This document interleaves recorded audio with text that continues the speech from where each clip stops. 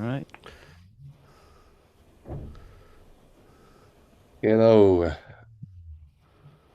hello everybody. uh, we welcome very Wait, well wait, wait, wait, wait, warmly. wait, wait, wait. Wait, not yet.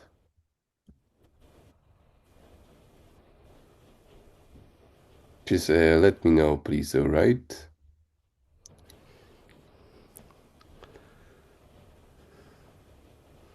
Okay, we're on. All right. All right. So, welcome very warmly, Ajahn Brahm. Today, welcome everyone. We are very, very happy to have you today, Ajahn, and to just be with you today. Let me say a few words about how important Ajahn Brahm is for us. Because for many of us, the whole path and the journey with Buddhism started with Ajahn Brahm and the YouTube channel that we just heard the Dhamma talks that were so funny and so nice and so warm for the heart and made us very happy and positive people that inspired us to follow the Buddhist path. And the biggest example for that is that today it's almost 3,000 people. So we are so happy to have you here as a Polish early Buddhist society and as a whole community of the believers. So we are very happy, we're very, very proud, and we are very thankful that you're with us. We would like to, before I give the voice to Ajahn Brahm, also mention about the crowdfunding on the Worldly Buddhist Conference that will take place in Krakow this year, because we organized the conference, but we still need some money. So we really recommend everyone to share the information on the crowdfunding, because for us it's important to organize it and to invite all the monks, because it's not only important for us as Buddhists, but also for monks, and I think for all over the world, that the conference will take place, and we'll just invite you to share the information that you can that is crowdfunding organized. All right. So today plan is the short meditation around 20-30 minutes, then the Dhamma talk. Of course, there is a topic, but Ajahn Brahm will decide on what he's going to talk about.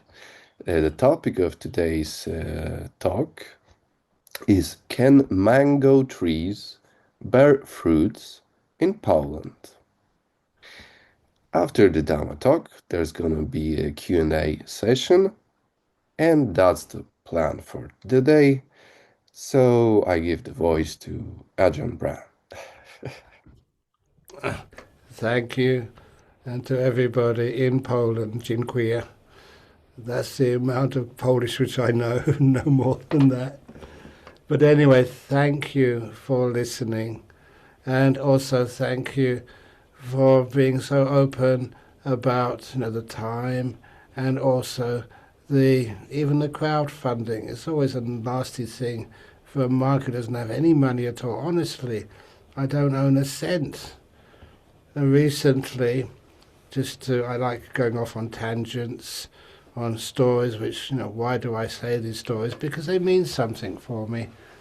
That this is going to be my 75th birthday soon, and I call that not 75 years, but 900 months. 900 sounds much better than 75. And so already they said, you should say something about your will. Have you got any assets? And I don't have any assets. I've got no funds in the bank anywhere in the world. I don't have any investment. I don't have anything valuable which I own. And then one of our secretaries said, Ajahn Brahm, that's not quite accurate. Said, because I travel around the world so much, I've got many frequent flyers points on aircraft and airlines. So if you don't want them, can I have them, please? Can you bequeath your frequent flyer points? And there's always something in this world where you have something which is of value. All the books and stuff which I've written, they've all been given away for free. And everything else I have is all given away for free. And that's one thing which you can give, is whatever you have. So now, because when I go over to Poland, that's increasing my store of frequent flyer points. Even my secretary over there has noticed that, and she asks, can I be the first one to take your frequent flyer points when eventually you pass away? Because I do pass away someday.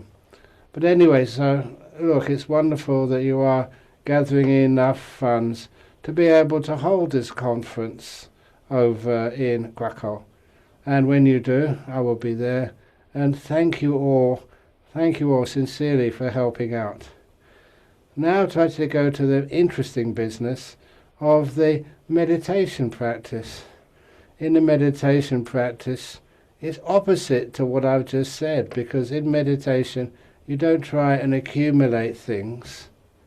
Your job is to let things go. It's going in a totally opposite direction. I'm just picking up something. This over here is, just so you can see where it comes from, it's a gong. And this thing over here, what is it which I'm holding? It's actually the stick which I use to bang the gong. But it's not just the stick. The longer I hold it, even it's quite light, the longer I hold it, the heavier it feels. And if you keep holding something, anything, for a long period of time, it tires you out. So the job of meditation is learning how to let things go, to put them down, to renounce them. You don't have to carry them. Now I'm kind of free of holding anything. This hand too, not holding anything. It's nice and light. And all the things which you have in your life, how many things do you hold and keep holding? That's why the life can get sometimes tiring. And not just tiring, but even cause you sickness. So in the meditation I'm about to teach, it's learning how to put things down, to let things go. As you know, I was a student of Ajahn Chah for 9 years. And when I was with him, one of the things he stated, which made a huge difference in my practice of meditation, was he said that we meditate in order to let go of things, not to gain things.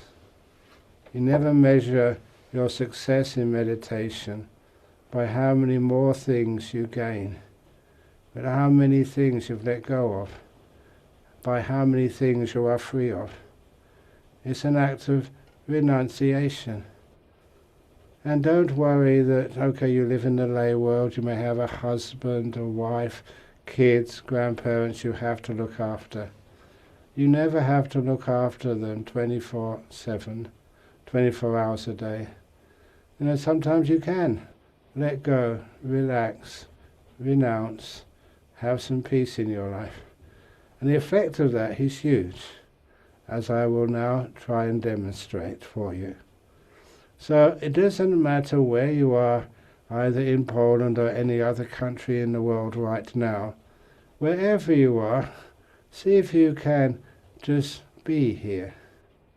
Don't think you want to be somewhere else. Just be here in this moment. And I already see that a few people are just getting themselves comfortable, which is brilliant. When somebody asks me, how should you sit? What should your posture be? That's not important to describe what it looks like. What is important is to know how it feels like. Are you really comfortable? And the meditation I will do, a short meditation, I will use mostly like body awareness for you. And to see how powerful that can be. I am now also going to close my eyes. And when I am closing my eyes, I become aware of how I am sitting. I teach this so much, I don't pay too much mindfulness onto my speech. My speech is not the center of my attention. The center of my attention is the feelings of my body. So I'm sitting on a chair. I start by being aware of the feelings in my feet. They're the furthest from my head. And as a Westerner, I've noticed we spend so much time on our head that I like to start my mindfulness serenity practice by going as far from the head as I can. Now I feel my feet. What do they feel like? I'm just describing how I feel at this moment. My 2 feet, one on top of the other, that's not comfortable for me, so I'm now going to move them. So my feet are more comfortable now than they were a few minutes ago. But I stay with my feet, my awareness on my feet, and I know that I can relax every part of my feet, every toe.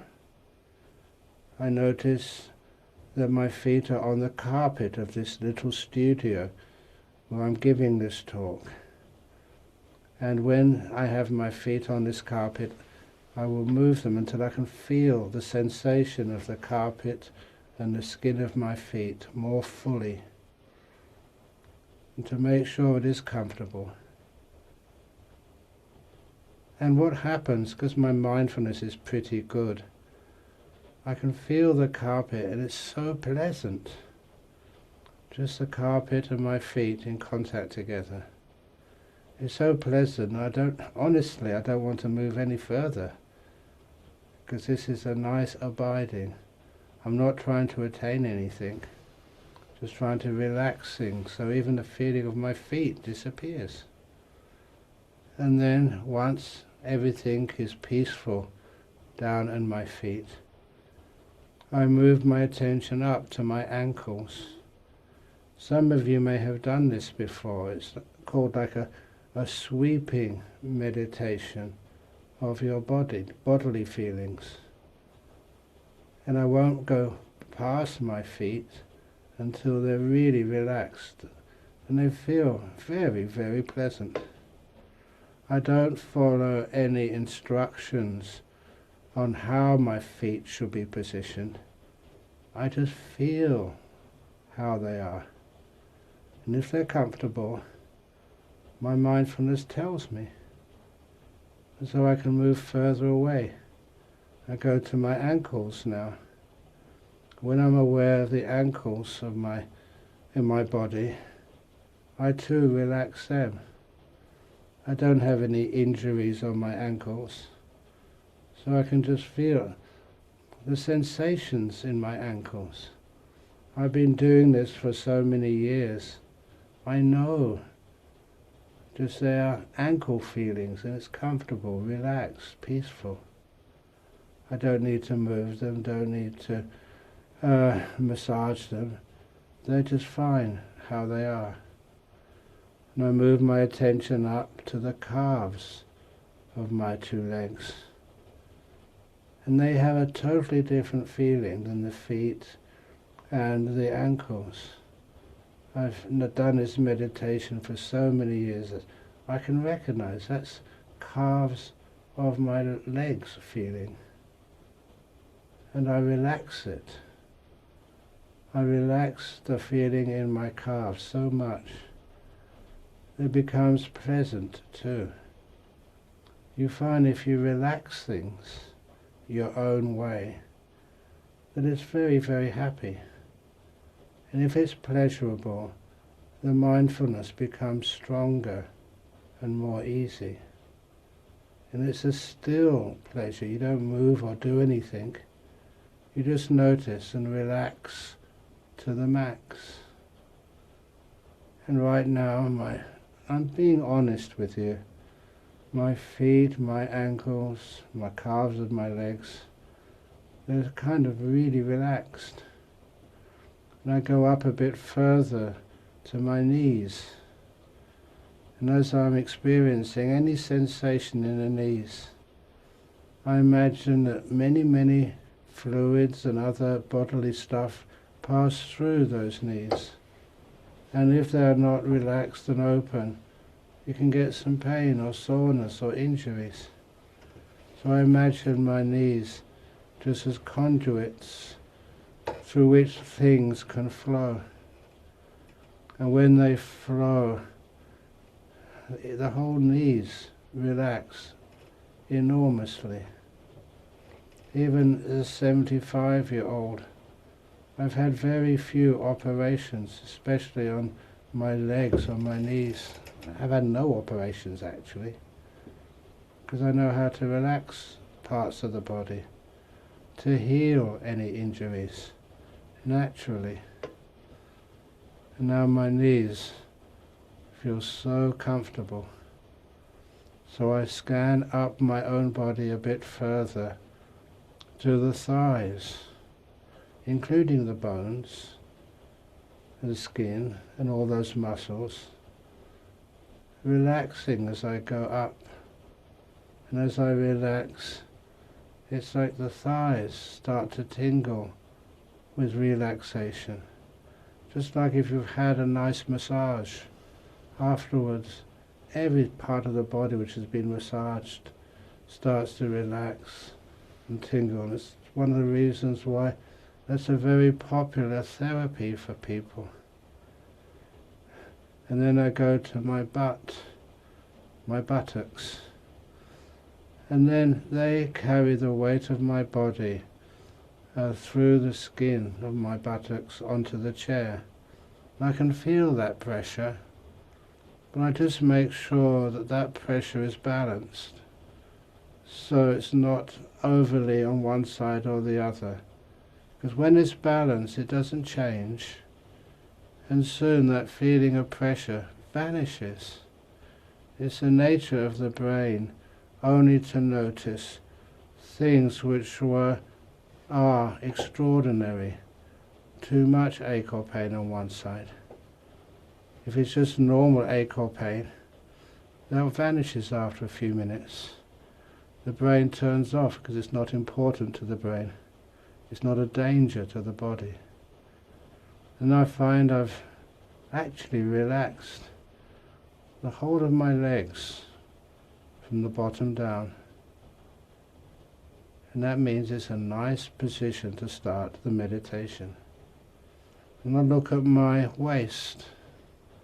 I like to sit when I meditate rather than lay down, but if you need to lay down, that's fine. Just make sure you're still relaxing the body so it doesn't need to be moved. It gets into an optimum position. And then I feel the waist. And years ago I did have a back injury, and I noticed the position of my waist.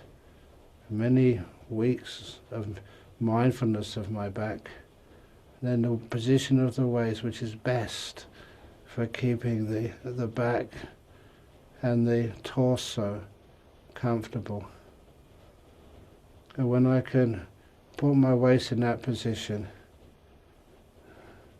then I scan upwards from my waist, up my own body.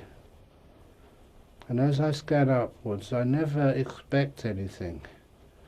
If I see any part of my own body which is painful or uncomfortable, I will pause there and relax.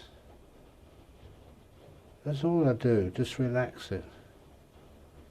And sometimes, if there's any part of your body which is irritating you, which is unusual in the way it irritates you, That could be the beginning of a cancer.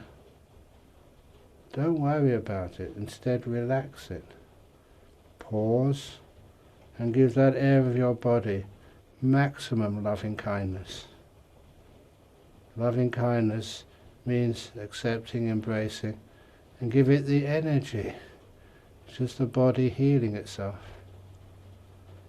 I've done this with such success over the years that even today is Sunday. On Tuesday we have an annual visit from our local cancer support group. They've been coming every year for about 30 years now, and it works for them. They can relax away incipient cancers. So I scan the body, keep on moving it upwards, relaxing everything as I go. And I soon get to my intestines above the colon, and keep scanning upwards. And if I notice any feelings in the back, there's so many little organs in my back, I don't even know their name, but if I feel any irritation, I will simply pause there and give as much kindness as I possibly can to that part of my body which is asking for help. And as I go further upwards, I go to my stomach. And as I go to the stomach, how does that feel? As a monk, we don't eat in the afternoons, so it's been a long time since I had any lunch. So my stomach feels really relaxed, not hungry, but just comfortable. That allows me to go a little bit further up to my lungs. When I reach my lungs, one thing which I do suffer with is hay fever. It's like an irritation of the lungs at this time of the year, caused by the pollen of some flowers. But then I know how to relax my lungs, giving them so much kindness that they can be at ease. I don't need to breathe so much. I'm relaxing the body as I go up. Then I get to my heart region above the lungs. It's hard to feel my heart. I know it's there. I just give that whole region an enormous amount of loving kindness. So even the heart beats a little bit less fast. So everything settles down more and more and more. And above the heart, I go to my shoulders. And it's amazing to me just how often my shoulders are tense. They ache, and that's what they're doing now. So I'm going to move my hands, the end of my arms, to relax the tightness in my shoulders until every part of the shoulders doesn't feel it's holding any heavy weight. Everything starts to relax to the max. I won't stop relaxing my own shoulders until it gets to a point where the shoulders feel so, not just comfortable, but pleasantly comfortable, as they're doing right now. And I scan my attention down both arms, past the elbows, down the forearms, past the wrists, to the hands, and then lastly to the fingers. I'm not crazy. Sometimes I have a conversation with my fingers. I ask them, how are you down there? And today the answer is the fingers reply, fine, no need to move me today. I make that request from them. Do you need to be moved? Today those fingers, we're fine. Just to ask, to care about your body has huge results. Just the same if you have a partner in life you're close to. You ask them, how's your fingers today? How are your toes? And they will answer you. The very fact that you care about them is why you ask that question. And I do that to my own body. And my hands relax enormously. So from my shoulders down, my body has been deliberately relaxed to the max. It just leaves the head on top of the torso. So now I am aware of the muscles in the neck. They too are aching. I don't know why, but that's how they feel right now. So I'll move the head a little bit backwards, to the left, to the right, forward, until I can find the optimum place. I've got it now. My head is just bent a little bit backwards, and that feels so much more comfortable. It's like my neck is, please excuse the way I talk, I feel that my neck is thanking me for actually not just taking it for granted, but moving to get the optimum comfort. And then lastly, I look at my face. I feel the sensations there.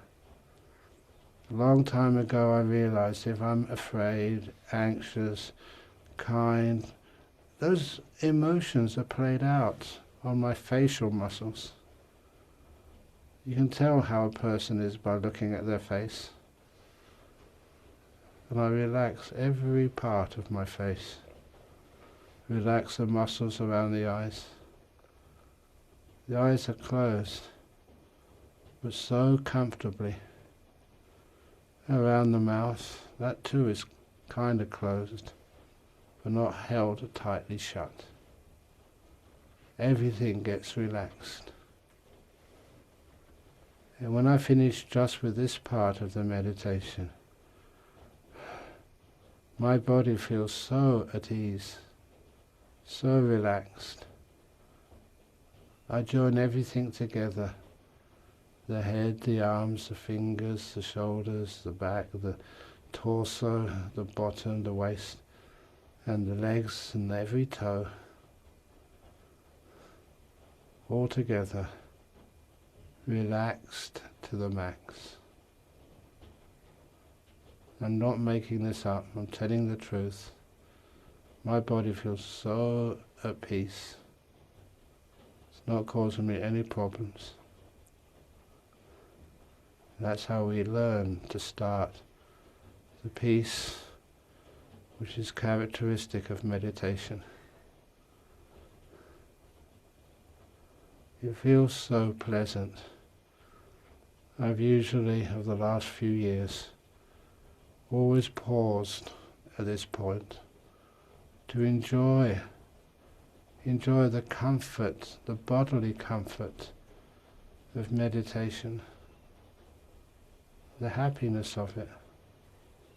It does feel happy, really.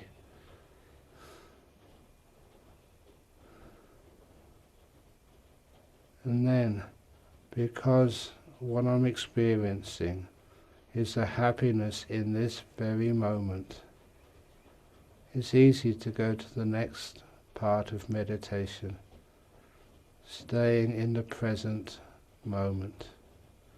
Now is so nice. I'm being honest with you. The mind doesn't want to wander anywhere else. It just stays right here. Joy is the glue which keeps me present. And it gets so enjoyable in this moment. I'm being honest. So enjoyable that you don't want to disturb it by naming it, by going into all this thinking and conceptual business. I let it be. Just know the peace, know the relaxation. So the freedom. Not as my body is relaxed, actually it's disappearing now, but the mind feels so free.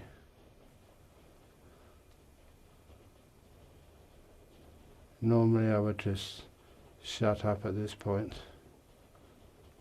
be quiet, and just enjoy the stillness, the quietness, and the happiness it generates.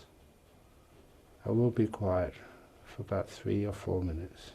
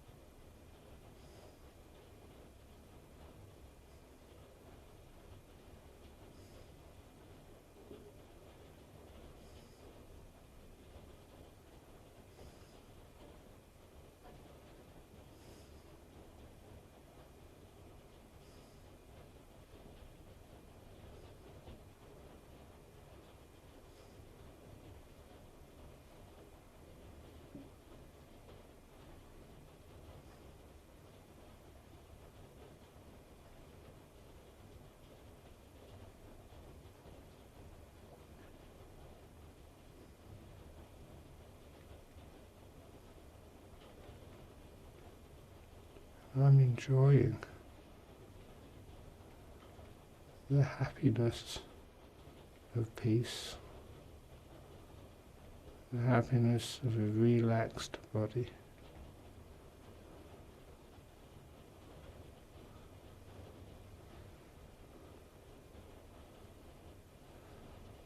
I know what caused it. Just let it be. No struggle, no strife. We're just being kind, little by little, and relaxing to the max.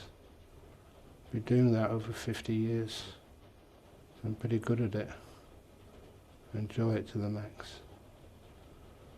When you're ready, please open your eyes. Come out of your meditation. And I always like to give a smile. Can you get a smile? I can see a few people on the screen. At the end of each meditation, please smile. The happiness is natural, and the happiness was said to be not to be discarded by the Buddha. In one of the Buddha's teachings, he described the pleasures which you experience as a monk. You're not supposed to experience pleasures, so many people thought. But if it's pleasures of meditation, the Buddha said yes.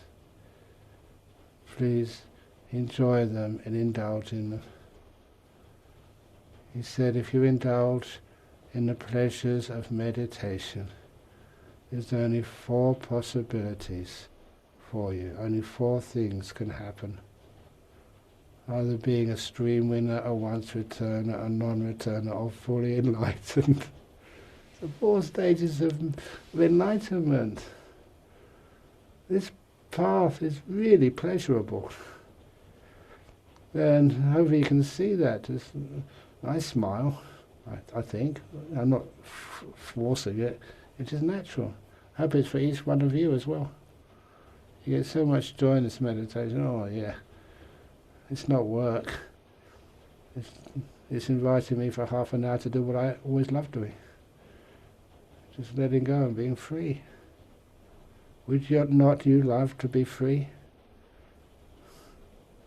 No sort of burdens, even your family commitments, your work commitments, they all benefit as well. At the same time you feel no burdens on you at all, nothing you carry around. I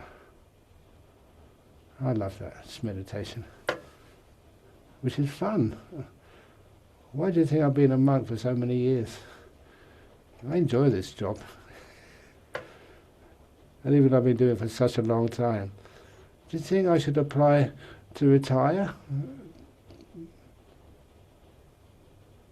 No way. It's not work, it's doing what I really love doing. So anyhow, now I'm supposed to give a talk. Is that right? Yeah. So, I know the talk was supposed to be about mangoes. And do they grow do the mangoes fall over in Poland? But I would like to say more about the origin of that story. When I was 6 years as a monastic, I was travelling around the north of Thailand looking for a great place to practice. And where I went was in a little village up in the mountains. Please excuse me, but the main thing which attracted me to that village, it was in the middle of a tea plantation. And I think you all know how much English love their tea. I was in the middle of a plantation, the only monk there, as much tea as I could ever drink in my existence. But it wasn't just for the tea. There was a beautiful cave, a very deep cave, up in those mountains. And I would go in there after my one meal of the day in the morning and meditate in there all day until the evening. Then I'd come out and have a cup of tea. But one thing which I noticed in that cave, there were so many bats. They were really noisy when they flew in the morning, when they left in the evening. But during the daytime when I went in there, they would just sleep. That was their rest time. And my quiet time too. They never disturbed me. One thing I noticed because of that great number of bats in that cave, in the entrance to that cave, or just past the entrance outside, there was a papaya tree. I don't know if you like papaya. I don't mind papaya. But this first time in my life when some of the lay people, they gave me one of the papaya from that tree, it kind of blew my mind, if you know what that means. Because it was the sweetest, juiciest papaya I'd ever eaten in my whole life. And it was so sweet, I would always eat the whole lot. No matter how big that papaya was, I couldn't sort of stop until I finished it off. And the next day, they would get me another papaya. When I saw a papaya was ripening on that tree, I could not pick it myself, because that's one of our rules as monks. We have to just accept what we're given. But this particular papaya was so sweet, and I used to tell my main supporter in that monastery, that papaya, that looks like it's almost ripe.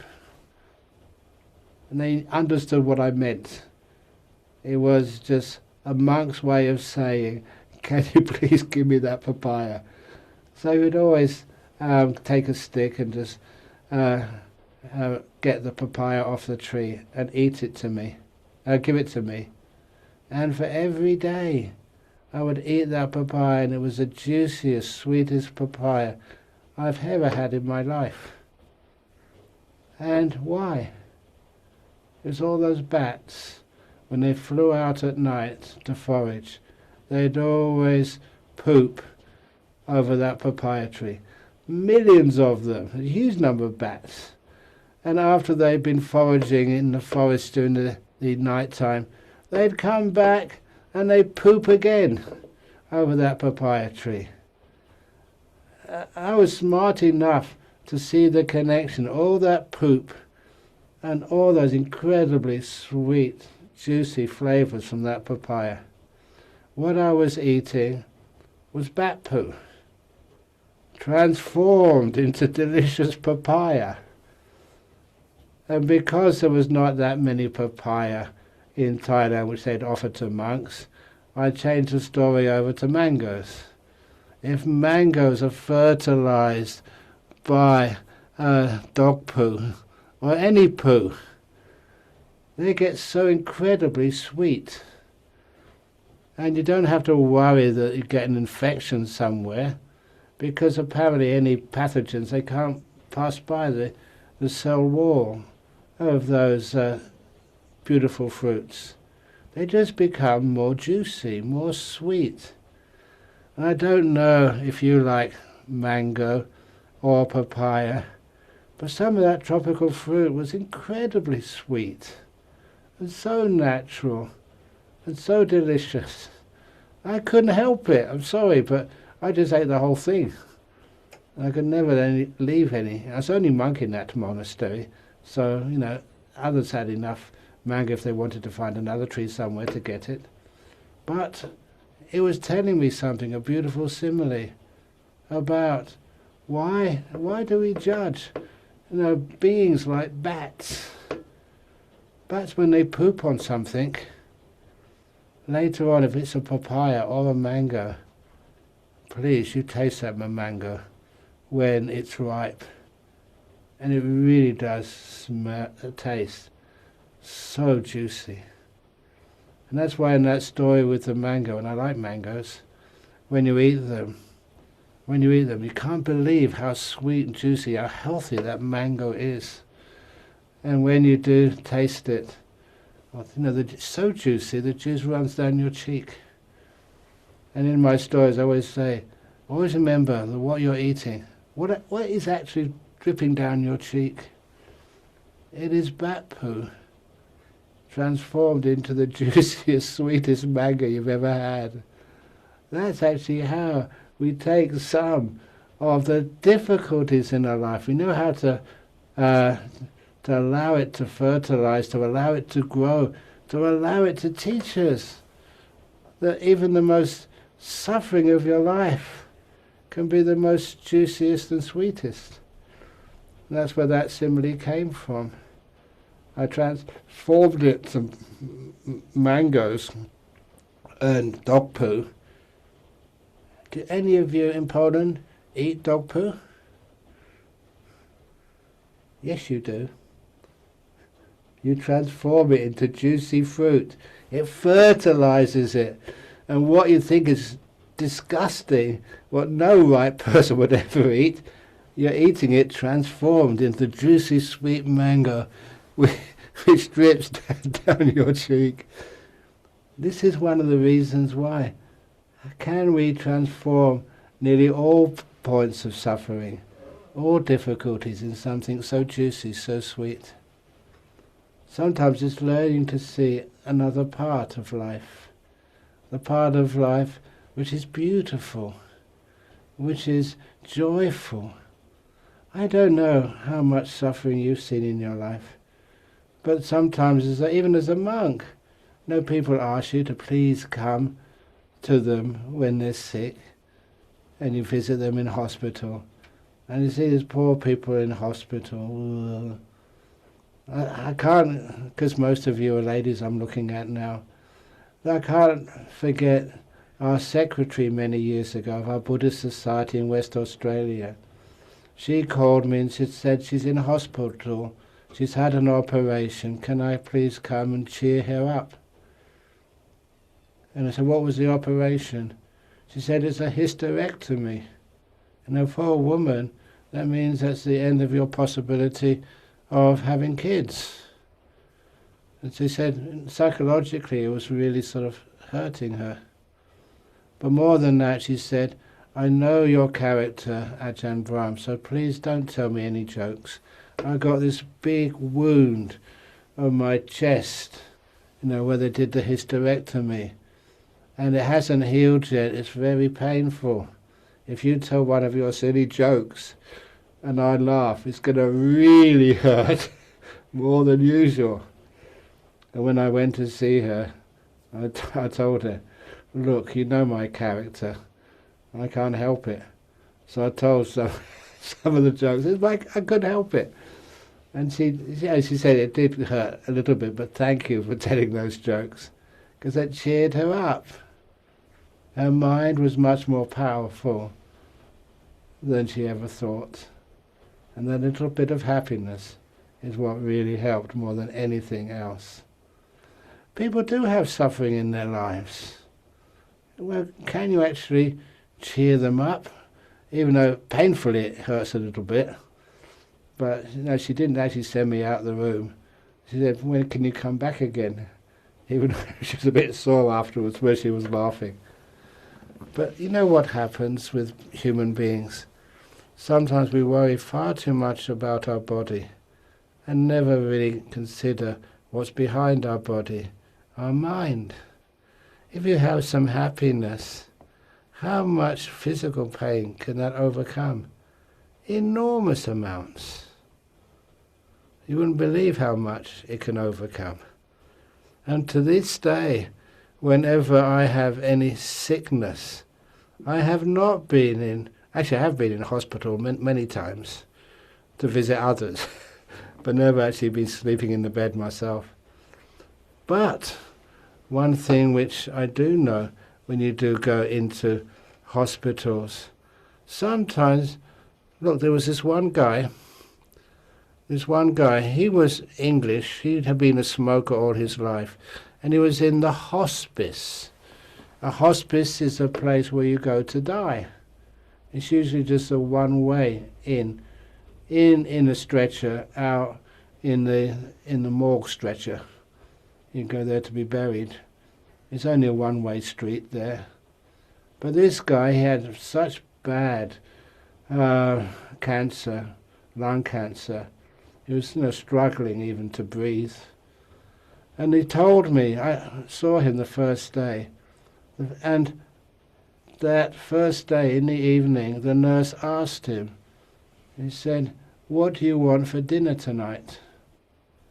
And that's when this poor man said, well, look, I can't have anything oily because I got high cholesterol. I can't have anything sweet. I've got very strong diabetes. I can't even have anything salty, because my arteries are hardened.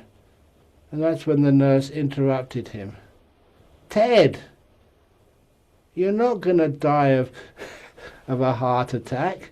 You're not going to die because of high cholesterol or because you've got strong diabetes or you haven't got enough, you've got too much salt caking your arteries.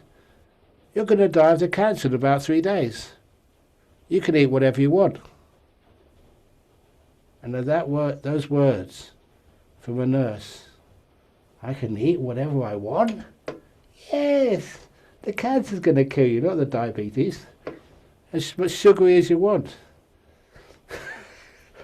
And so Ted, really? And I know Ted, he told me, he never informed his wife what the nurse told him. He said, because my wife would always refuse making this food for me. And so he had all the foodstuffs he was never allowed to eat for weeks, or months actually. And he had all this oily, sweet, juicy food. And he went into remission. And he actually walked out of that hospice where he's supposed to go out in the stretcher to the morgue. He went into remission because of that. I love telling that story. You know why? It's because the happiness of even doing things like eating what you like is therapeutic for you. It put him into remission. He did die eventually. Another 6 months he went back into the hospice. But he had an extra 6 months of happy, healthy life before he went in there to die. He was old.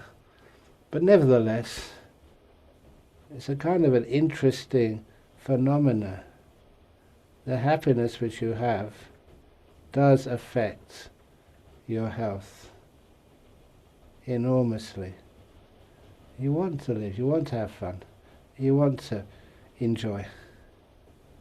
That's why one of the stories I love telling is of not going to hospital, but one of the difficulties monks have, one of the problems we have to be aware of, is food poisoning. And the reason that that is a danger to monastics is that we don't know what goes into the food. We never cook it. Other people cook it, and there's so many people cooking it. They put all sorts of things into the food, and well, that looks nice. We don't really know. We put it into our bowls, and it all gets mixed up, and we eat it. And on this one occasion, I remember I finished my meal, and once I'd finished the meal, I went back to my place where I live, which is a cave. I love caves. The reason I love caves is I can hide in them. No one can see me. I can get some nice meditation, and no one knows. No one can see and disturb me. Lock both doors of the cave. When I went into my cave to meditate, that's when you could feel there was something wrong with my tummy. Seriously wrong. Food poisoning. Have you had food poisoning before? What it feels like? Had these spasms of pain. It's really strong pain. They were so strong that I couldn't resist. Every few, maybe every minute, so screaming out, "Ah!" And it really hurt. "Ah!" Because I had no windows in the caves, no one could hear me. It's really, I live in that cave, so I can't hear anybody else. But sometimes the noise is actually coming from me, and I can't stop it. "Ah!" And I had this food poisoning, and you had a decision to make. Okay, should I crawl outside and disturb everybody, go through 2 doors? The nearest phone from my cave is maybe 100 meters away, 80 meters. And even then somebody else might be on it. And I go outside, "Ah!" And I say, "Can you wait a moment? I'm calling my mum." "Ah!" Because there's many monks live in the monastery. We've only got 1 or 2 phones. So I thought, no need to go and ask for some help. Let's cure it myself. That's what I teach others. I'm not a hypocrite. So I decided to use meditation. It's really easy to do. You're just sitting there, and every now and again, you knew every minute or two, you have a spasm of pain. And I just watched it. Got nothing else to do. You have to watch it. It wasn't heroic or anything. It was just natural. And so I watched the pain. You can see it coming. As a monk, I've got good mindfulness. You can kind of slow things down, see it in slow motion.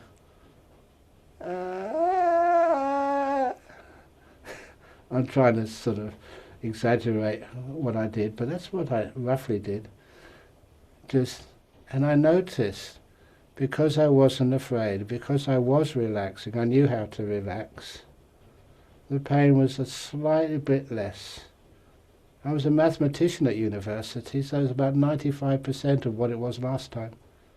It was easing off. And it took me half an hour. To this day I can't remember 40 minutes or half an hour, but roughly that time. After half an hour was the last spasm of pain. You relaxed it so much that the pain disappeared. And that was the end of that sort of painful episode of food poisoning. And I was a scientist before I was a monk, theoretical physicist, but I also remember looking through microscopes at, what these bacteria look like. And what I remember them as is little blobs with tentacles coming out. And I thought, what could have happened? I never took any medication, never took anything. I just meditated. And after half an hour, there was no more pain. I thought, my theory, it's only a theory, it wasn't tested. My theory was those little blobs of the bacteria were still there, but now they had all their tentacles cross-legged, sitting quietly in my tummy, not causing any problem. I taught those bacteria how to meditate. You can live in my tummy, but just don't cause any trouble. I'm not sure if that was never proved. That's my theory. Probably totally wrong. But the best part was there's no more pain. Do you experience pain? What do you do when you have painful experiences? Can you go towards the pain instead of running away from it? Relax the body. It's kind of an acceptance, but I've always found it works. Making peace with pain is just another type of feeling. And after a while, not that long, the main part of the pain, which is our rejection of it, the way our mind tries to get rid of it, that disappears. And then you're really, really peaceful. And also inspired. Honestly, this is how, you can deal with such things in such a beautiful way without relying on drugs or medication or ambulances or anything. You can learn how to be really, really healthy. You feel your body, you live in it. As a monk, I live in it every day, obviously. And you get to know it so well. So I understand my body, how it works, and make sure that I have some procedures I can do if ever it gets sick. I know what to do. And it makes it easier to stay healthy when you do know how to relax and not to worry about things. Because I travel around so much, I do remember the simile of seeing people at airports with really heavy bags to carry. I haven't got it here. Oh, it's over there on the table. Could you just bring me my little bag over there? This is my luggage. When you see me coming to Poland in November, this is my baggage. All of it. And so, okay, see? Okay, not that big. So when I go through the customs, they say, "Where's your baggage, sir?" I say, "This is it." And I'm honest. Every time I go anywhere, this is it. And so I have some nice fun with the baggage controllers and checkers. Remember the one in Perth once asked me, said, "What have you got in that bag? Have you got any gels?" And what do you mean? He said, "Like hair gel." And I said, "Oh, come off it. I have a bald head. What do I need hair gel for?" And all the people queued behind me burst out laughing. And that poor officer got so embarrassed. He said, "I'll get out of here." And so many of those officers, that's what they say to me when I go through the customs in Perth, "Get out of here." They know that, I'm not carrying anything, just the ordinary stuff, just to survive another day. And it makes life so much easier. And it's also, you don't need medications. What medications do I take? Water, tea, that's about it. So it's nice and easy being a monk. I know kind of how to relax. You feel the body, just like in that meditation, and you can really know how to relax to the max. You feel so at ease. Oh yeah, anyway, in the airport, saw two people carrying these two suitcases. And I thought, wow, why are they carrying them around for such a long time? And that's why I mentioned that in the meditation, if you can recall it. To say, imagine you're carrying two heavy suitcases. And you've been carrying them way too long. What is in those two suitcases? Suitcase in the left hand is your past. Where you've come from, all the things you've done, all the things you've enjoyed, all your successes as well. But we usually put the problems in our suitcases and we're carrying them around with us almost all the time. There's a bit of space there for your successes in the past. And in the other suitcase in your right hand, that's all your successes. All the amazing things you've done in your life. Can you think of them now?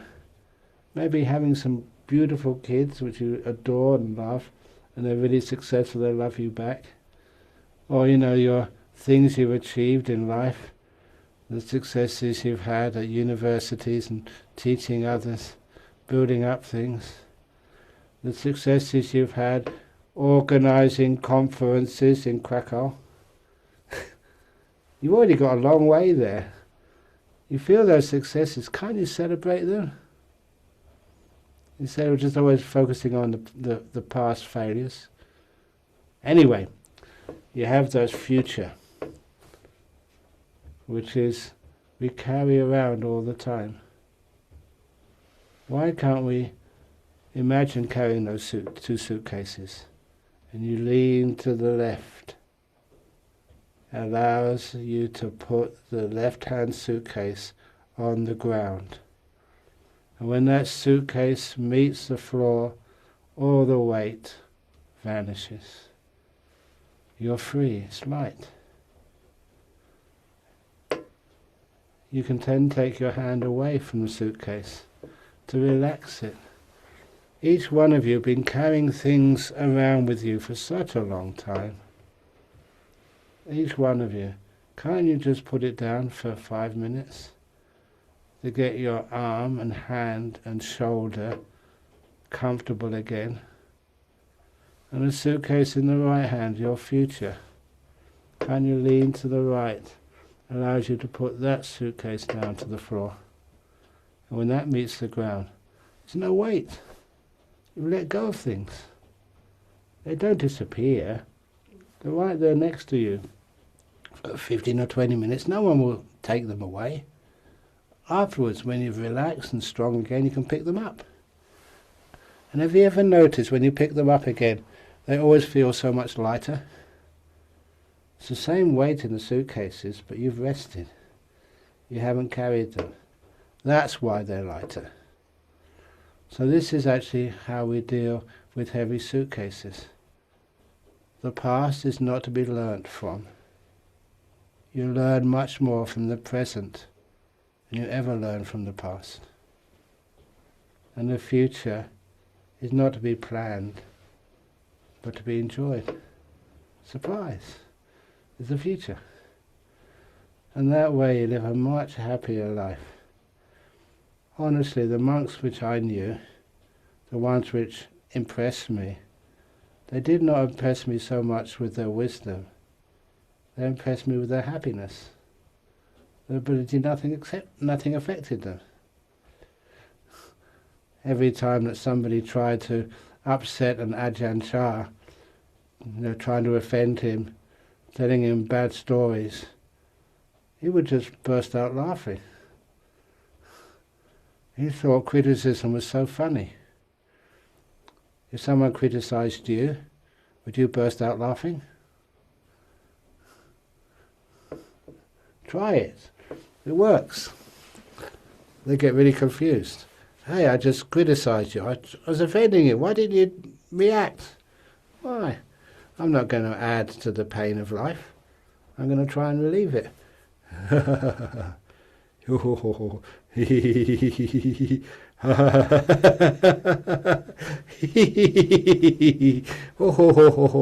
Can you laugh just because you want to?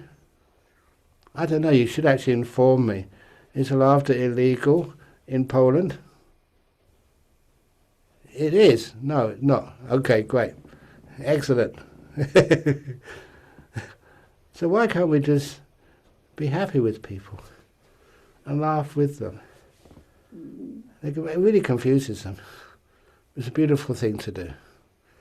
So anyway, how long have I been talking for? Is it 7 hours up yet?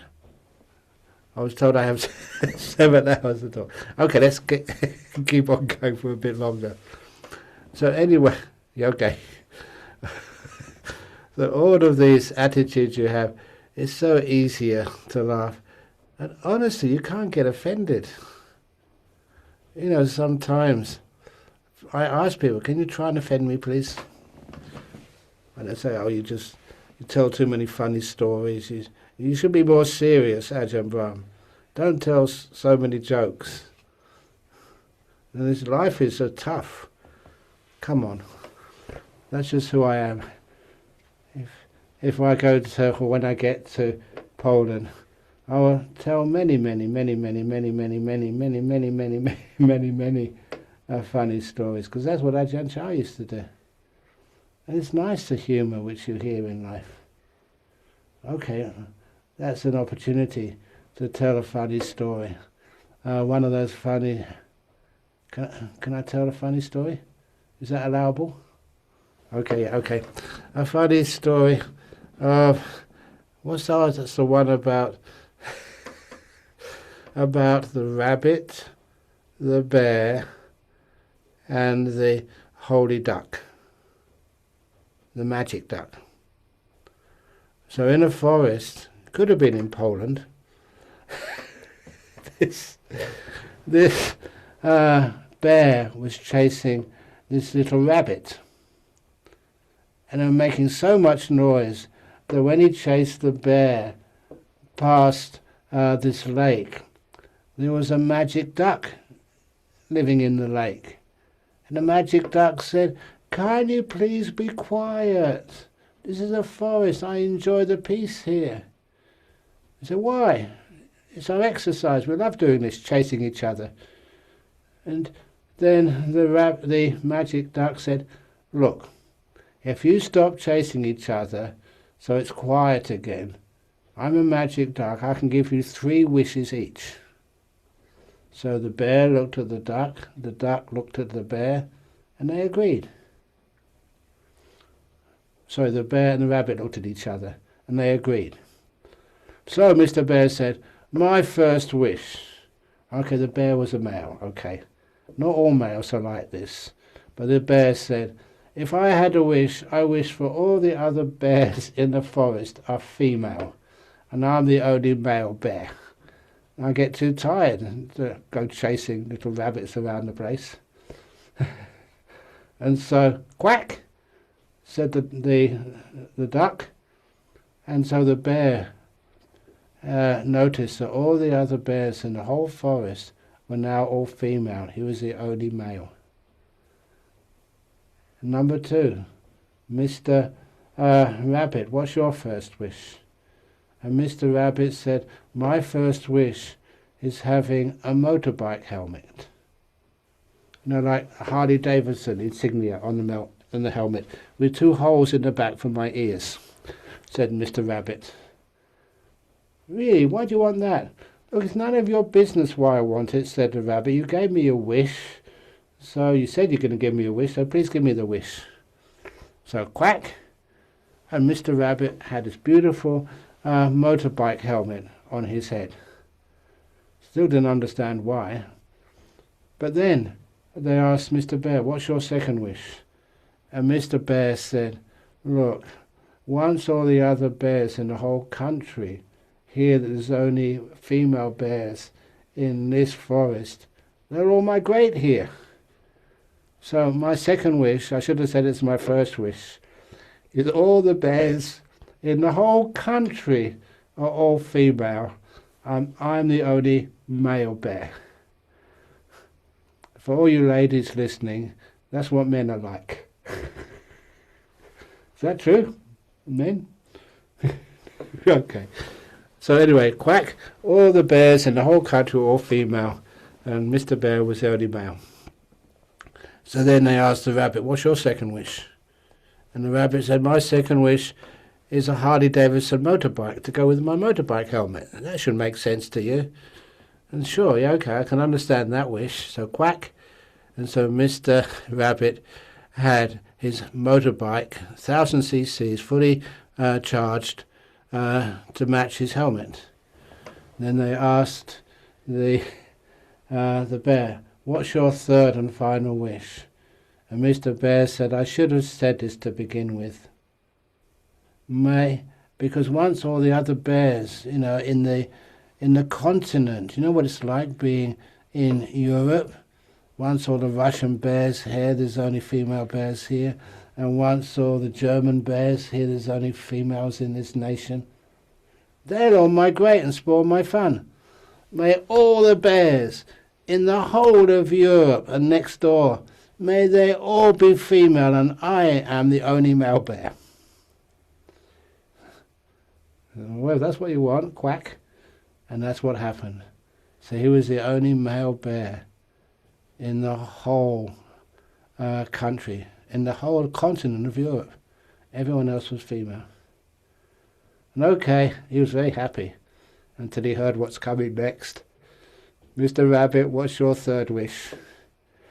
And Mr. Rabbit, revving up the motorbike, said, my third wish is that Mr. Bear is gay.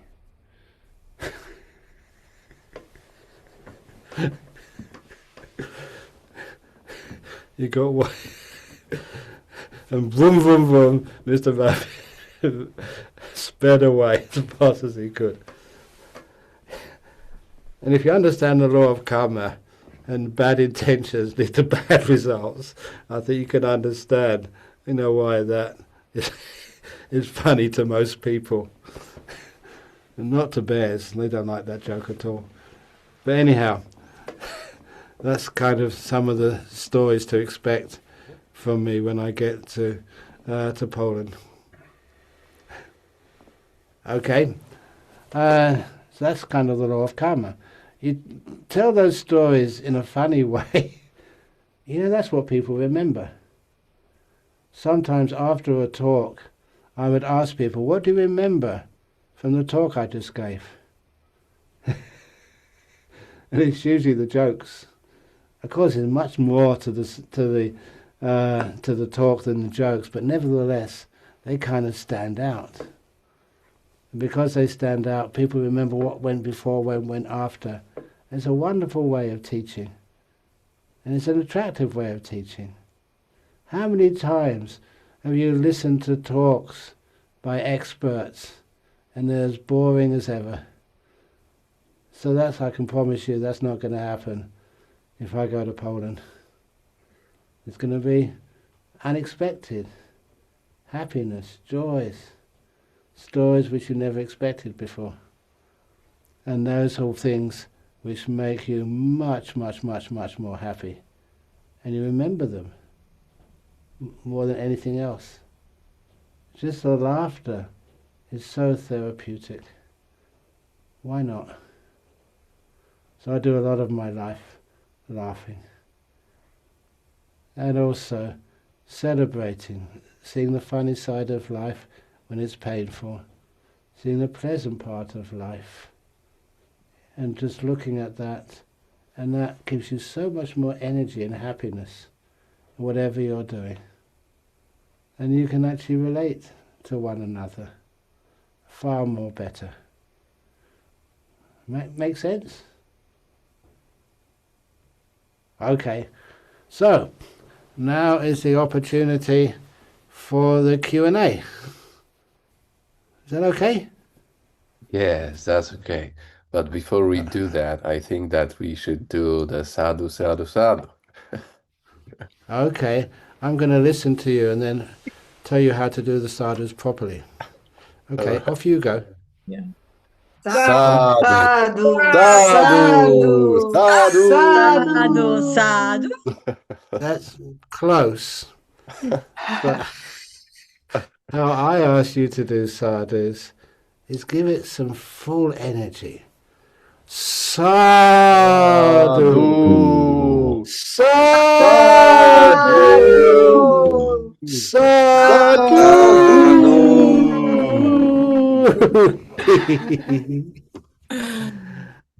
Now, which one feels better?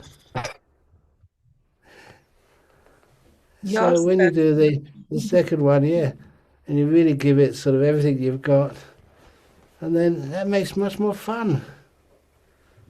And that's one of the reasons why I insist, if it's a nice talk, something useful for you, is 3 big sadhu, sadhu, sadhu, sadhu, followed by the 3 he's. Hee hee hee. Do people in Poland laugh a lot? Yes. Yeah. They do. Yeah, excellent, great. So please laugh a lot. It makes you much healthier, happier, and other people like you more. Don't you like to cheer people up? Enough people in the world have been way too serious. And so I even try and make funny stories even when people get very sick. And that kind of heals them. That's why I still remember those story that was that American doctor who actually had made his patients laugh by doing silly things, and that was hugely therapeutic. What was his name again? You don't remember? Do you remember what his name was? They made a film about him. One of the problems, monks can't see films.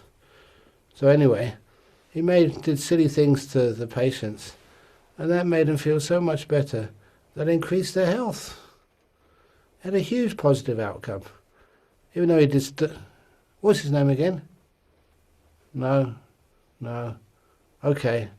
I've had a very busy weekend, but I can't remember his name yet, but I'll remember it in a few minutes. So right now, it's opportunity for Q&A. Is that correct? That's correct. Yes. Okay, so Vladek will read the questions. So I give the voice to Vladek. I'm not sure that these are going to be not serious questions, but maybe. The first question is from Adam P-M1BJ. And the question is the claim that a Buddha teaches the Dhamma to the next future Buddha, as described in Gatikara Sutta, Majjhima Nikaya 81, thus ensuring the continuity of the Dhamma transmission. Correct? It's a lot of truth to that, but I only know the story of the present Buddha and the past Buddha, and that one is true, because that was where at one time our present Buddha, who's born as Siddhartha Gautama, was walking with Ananda, and he paused at one place and said that this was the place where Gatikara lived many, many years ago, many centuries ago, with the time of Kassapa the Buddha, the previous Buddha. And Bahia, I'm getting this right, this guy Bahia was a devout follower of Kassapa the Buddha. And Bahia had a best friend called Jyotipala. And Jyotipala didn't want to have anything to do with Kassapa, would always call him a shaven-headed good-for-nothing, demeaned him. And then Bahia always thought, if only, no, I'm saying this wrong.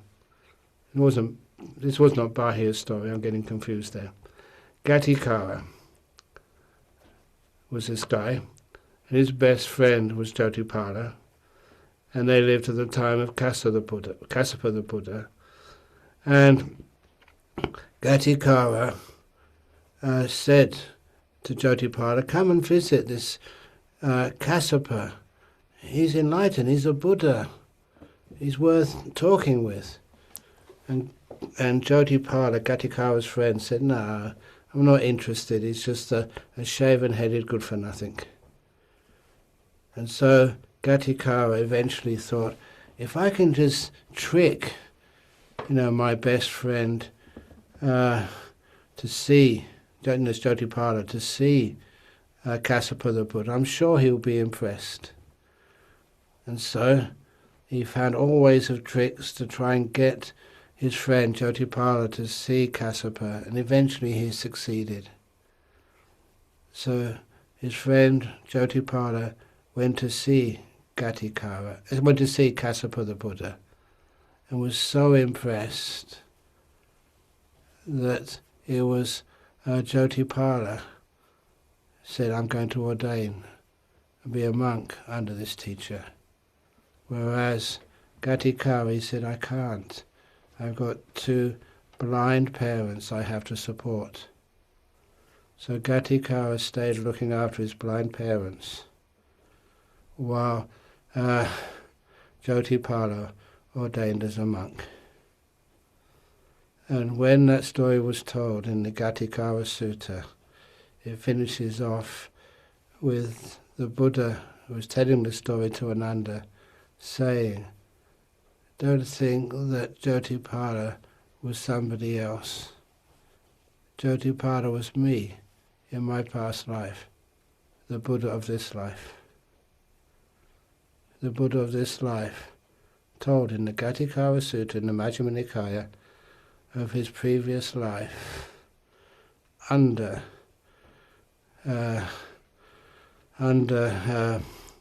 Kassapa the Buddha. So there, the Buddha stayed with Kassapa the Buddha, our Buddha, Siddhartha Gautama, stayed with him for many, many years. Then died and got reborn as Siddhartha Gautama. And that story, I love kind of these stories because they stick out to me. I'm looking for them and I recognize them. That when many beings went up to the newly enlightened Siddhartha Gautama, one of those was Gatikara, the newly reborn Gatikara, who was a non-returner, an anagami, and said to his old friend, Siddhartha Gautama, now the Buddha of our age, said, congratulations, we used to be friends in our previous life. I had to stay as a lay person to look after my parents.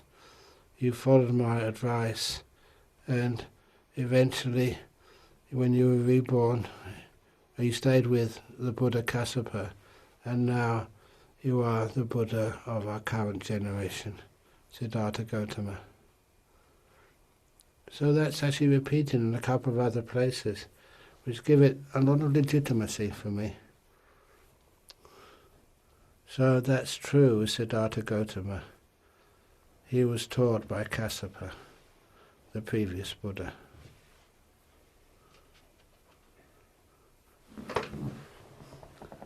So who's going to be the next Buddha?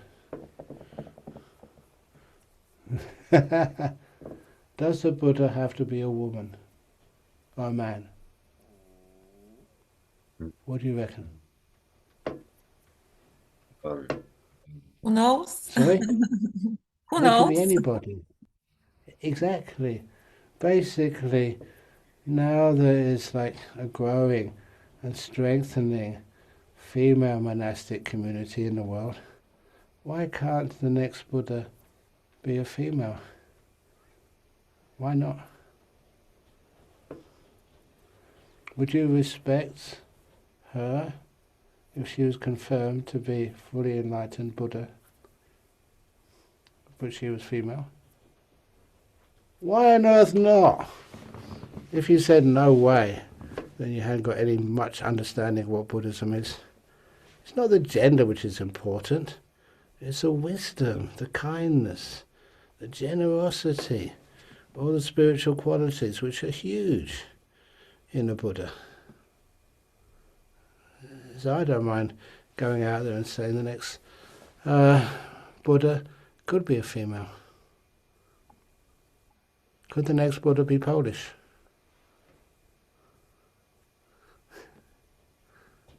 Okay, you prove it. Get on the cushion, enlighten, ordain, and become the next Buddha. Is that possible? Prove it. Go for it. Yeah, go on. I don't mind saying that because I can argue with the strongest of people who think they know their suttas. Why not? Of course it can happen. We go beyond gender, beyond race. Why not? Okay, next question. Next question. As I continue practicing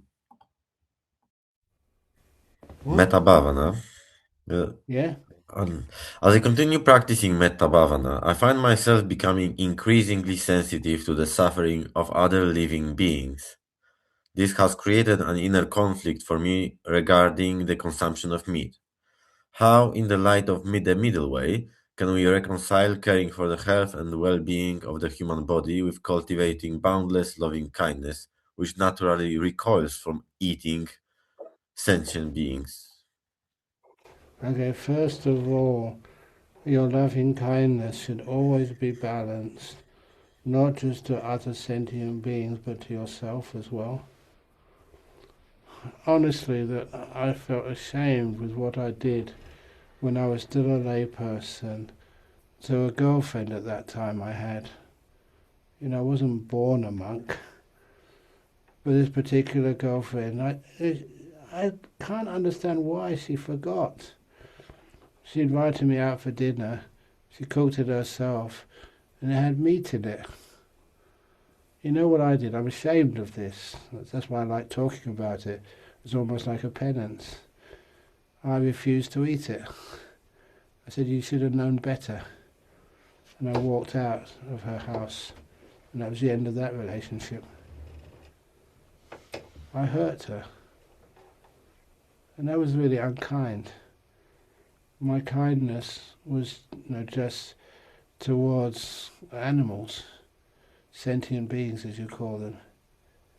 And so I learned my lesson, and later on in life, I had to become a monk, and I was told by the monks who were going to ordain me, as a monk you have to live, without choice.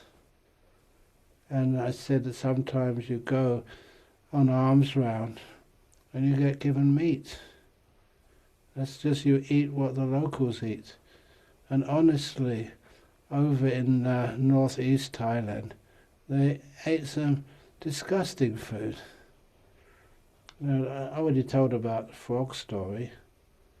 One day that's all we had for our one meal a day. A big ball of sticky rice with not really a frog, like a toad on top. A big frog.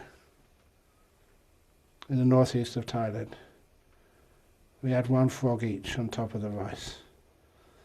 And you might think, well, you can make something tasty out of a frog if you have all the right sauces and stuff. There was no sauces, no salt, no chili, nothing.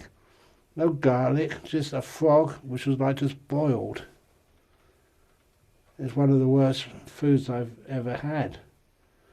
And the monk sitting next to me, he was a tough monk, but he never studied his biology when he was at school. So when you have something like a toad to eat, a big frog, then you would start eating at the legs. But you can't just survive with just eating at the legs, so afterwards you go on the insides of the frog. And I remember my biology. I remember which part of all those organs inside was the bladder. The monk sitting next to me did not know what a bladder was. He hadn't done his studies. And he pressed that bladder. It still had urine in it. And the frog peed all over his rice. True story. He had to stop eating after that. That's the grossest food I've ever had. It never made me sick. It just made me disgusted. You try your very best, to eat what you can. But sometimes it's what the locals eat. They did not have vegetarian food in the northeast of Thailand when I was a young monk. And I was such a strict vegetarian when I was a layperson. I'd even break up relationships because of it. Just being honest with you. Have you ever eaten a frog? Please, before you eat the frog, make sure you know what the bladder is.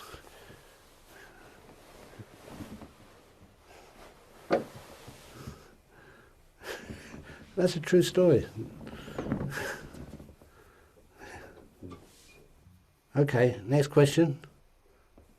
Can I create a comic book about all your jokes? For example, about the carrot. The cow? The carrot. Sorry. The carrot joke. The carrot joke. What was that one? Well, the question doesn't state what that carrot is. Maybe being like a vegetable or something like that. I think the donkey and the carrot. I remember the story. Oh, donkey and the carrot. Okay, that's not so much a joke. That is a very profound story. Well, it's the carrot that had the accident one. Another carrot who was a cause of the simile for the Enlightenment. But I think that's the best one, which is a beautiful story. It's a simile. they want to make a, sorry for interrupting, they want to make a comic book out of it. A comic book out of this one, I don't think you can make a comic book out of it. And the reason is, it's one of the most profound stories which I've managed to get together. How on earth, in the old days, I don't know, maybe even the rural parts, the country parts of Poland, in the old days, did they have donkey carts? Where the donkey would pull these old carts, to take the vegetables to the market. So a long time ago, well, actually everybody knows that donkeys are some of the most stubborn animals in the whole world. You can get a stick and try and hit the donkey to get it to pull the cart, and it refuses. That's why I know in English they sometimes call husbands as stubborn as a donkey. Do you have a similar comment to husbands in Poland? Do the same all over the world? But anyway, so the wise people realize that's not how you get a donkey to pull a cart. Instead, you tie the stick to the donkey's back. So the stick is 2 foot in front of the donkey's head. On the end of the stick, you tie a string, and on the end of the string, you tie a carrot. And so what happens, the donkey sees there's a carrot right in front. So it moves towards the carrot. To move towards the carrot, he has to pull the cart. And as he pulls the cart, the stick on his back moves The string moves and the carrot moves. So the donkey is always 2 foot in front of the donkey's mouth. Does that make any sense to you? Because that's why you work in companies over in Poland. That's why your bosses make you work. They always hang a little carrot in front of you. And they say, you can see it, you can smell it, you can almost catch it, but it's always 2 foot in front of you. But it makes you pull the cart, and you pull the cart even harder and faster. But that carrot is always 2 foot in front of your head. You can never reach it. Or can you? They used to have donkey carts in Asia, but after the Buddha taught the Dhamma, the donkeys learned how to catch the carrots. How do donkeys catch the carrots? They run after that carrot as fast as they can. And then, doesn't matter how fast they ran, still the carrot is 2 foot in front of their mouth. Maybe 1 foot 6, maybe 2 foot 6, but roughly on average 2 foot in front of their mouth, no matter how hard they run. But then what does the donkey do to catch the carrot? The donkey suddenly stops. That's a great teaching of Buddhism. We learn how to stop. And when we stop, what happens to the carrot? Because of momentum, the carrot swings further away from the donkey until it goes about 4 foot in front of the donkey's mouth. The donkey doesn't do anything. That's the thing with meditation. Sometimes you teach meditation, it gets very peaceful, and you think, now I can do something. Never do anything. Relax to the max. Be still. Because the donkey knows how to be still, what happens to the carrot? The carrot starts swinging back towards the donkey. And soon that carrot is 2 foot in front of the donkey's mouth. It's normal place. But the first time ever, that carrot is swinging towards the donkey's mouth at top speed. And all the donkey needs to do is just be patient. That's the other thing which is hard to teach people. Please be patient. You can see it's coming, just wait. And soon that carrot swings up and up and up. It gets slow as it comes closer to your mouth, thank goodness. And after a while it gets so close to the mouth, all the donkey needs to remember is the words of loving kindness. It needs to say to that carrot, "Carrot, the door of my mouth is open to you." And that's how the donkey catches the carrot. If the donkey forgets the kindness, the carrot bounces off his teeth. And you see how big teeth that donkeys have. That's how the donkey catches the carrot. Okay, that's amusing. But the reason I said that story was not because it belongs in joke books, because it belongs in real life. That's how people get enlightened. You've done all the energy, the effort. Now stop. And let the carrot come towards you. It's wonderful when that happens. You think, that's how it's done. So incredibly easy. But people always think, no, I'm supposed to do something. I don't know any other carrot stories you mean. It's like one where a carrot has an accident, like a car crash or something, and has to go to hospital. That one. Okay. Do you want to know that one? Okay. No, it was quite a while since I said that one. But anyway, so once in the main street of Krakow, there was these 2 donkeys were just minding their own business when a drunk person driving a car, the car got out of control and then it sped up. It's a really silly joke, but you asked me for it, okay, so don't blame me.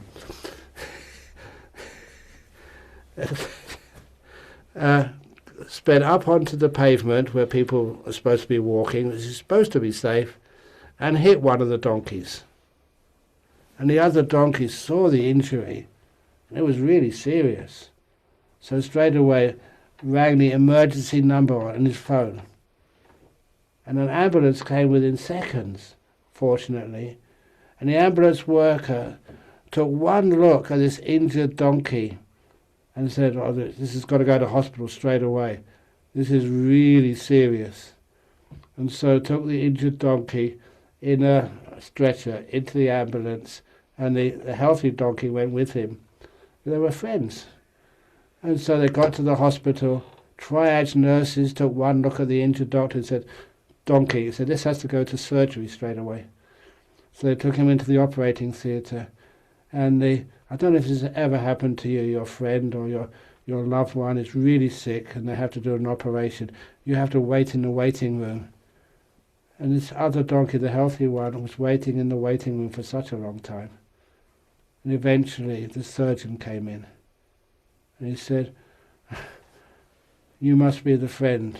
I don't know how he recognized this donkey as a friend of the injured donkey. You must be the friend of the injured donkey. I've got some good news and bad news for you. And the good news is it took us a long time and a lot of surgery, but we managed to actually to solve the worst of the problems. And Mr. Donkey is going to survive. He's going to live. The bad news, because of his injuries, he's going to be an animal for the rest of his life.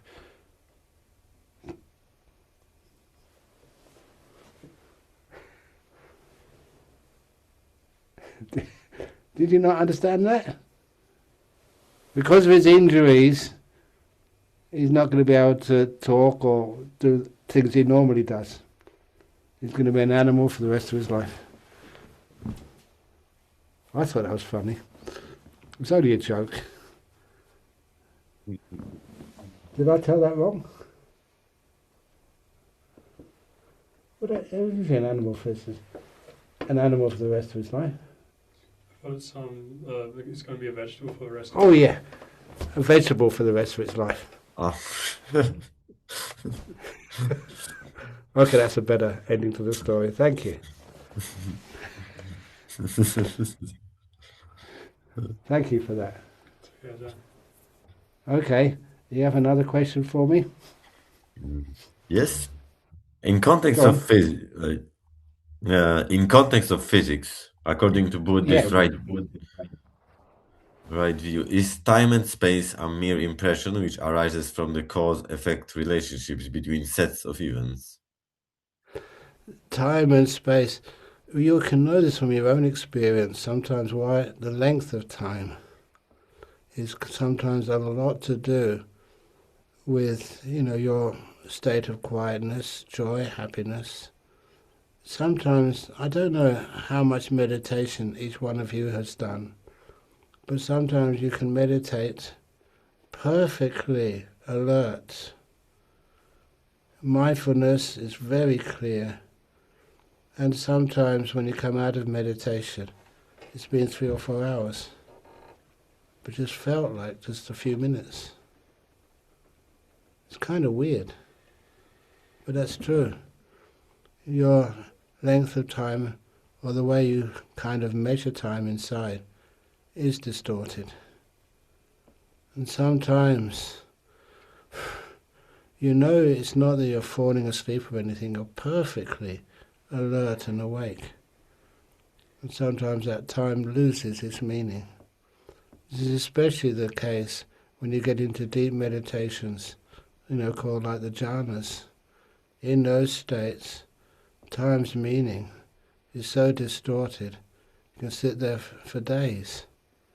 And it's not like it feels like days. It only feels like hours or minutes. So the way we deal with the perception of time. Perception of time is often measured by things which change. When things are so still for such a long time, perfectly awake, very alert, but time's meaning gets distorted. Does that make sense to you? Yes. Okay. That's the other thing which I like talking about, but that's like kind of the deep meditation. Just in those deep meditations, and in some of the stories which I have collected over many years of monks who have got those deep meditations, powerful ones. And I was telling one of those monks to the group over in Perth this afternoon. The real stories, not fake. He was an Indonesian, and this Indonesian, he always wanted to meditate, not necessarily be a faithful Buddhist. He wanted to meditate, and he found a nice place in Java quite a few years ago when such places existed, undeveloped. And he went to this kind of ravine, a nice quiet place in the bottom of the ravine, and he sat meditation there. And I love the way he described it to me.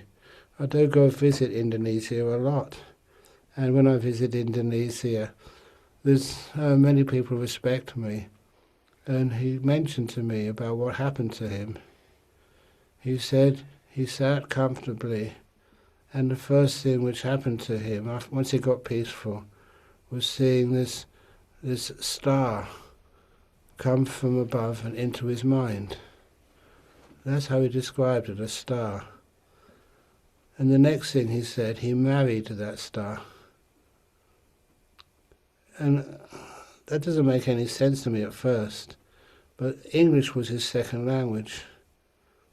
And marrying the star meant he united with it.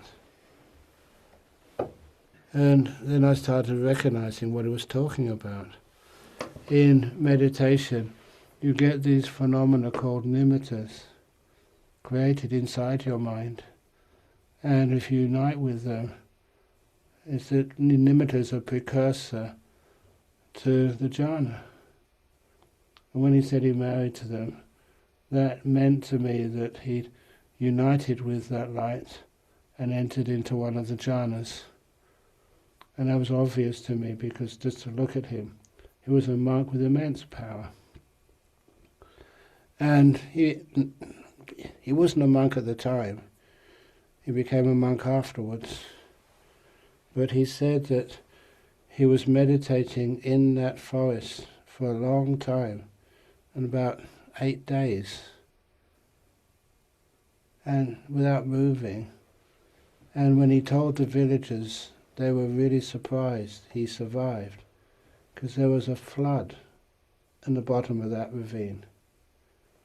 And that's why he did recognize the scenery of the ravine had changed enormously because of that flood. He didn't know what had happened. The villagers said there was a big flood there. You were underwater for such a long time. That's what happens in those deep meditations. You don't need air. You're deep under the surface of the water.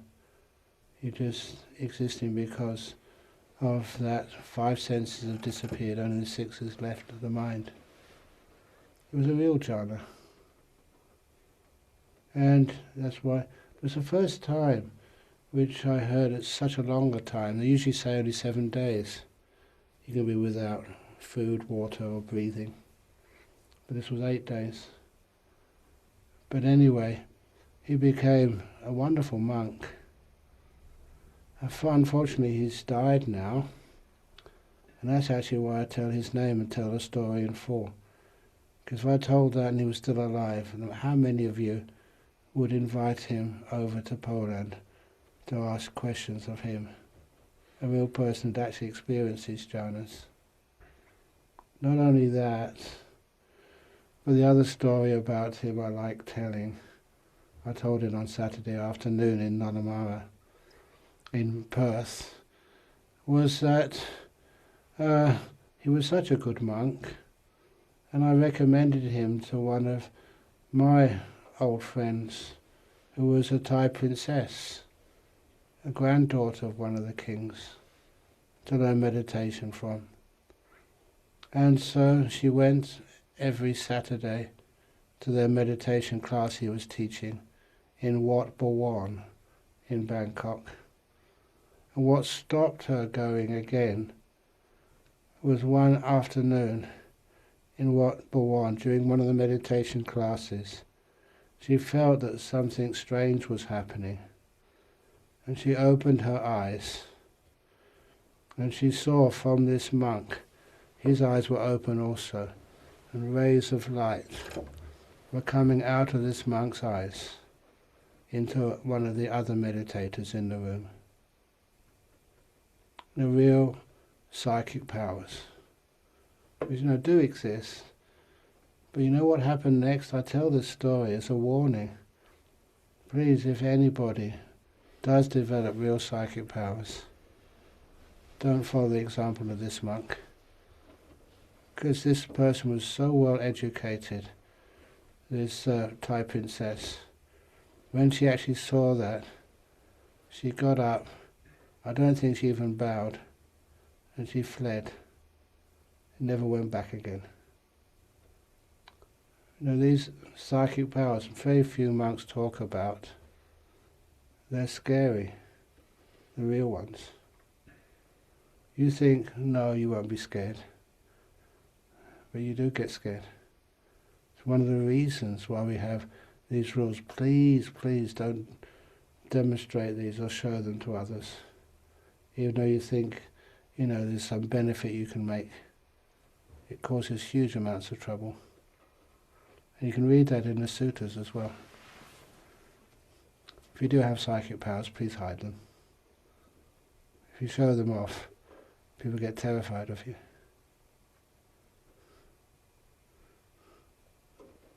Okay. Another question back? How do I get over the guilt I felt after falling in love with a man while I was married to another man?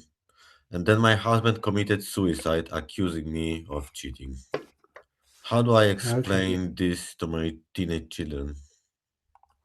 I tell them that you made a mistake. A lot of times you don't fall in love and the power of that love immediately. Please, at least when it starts to happen to you, you realize this is really dangerous.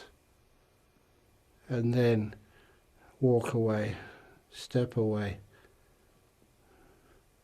A lot of times that intensity of love is because of some past life karma you've got together.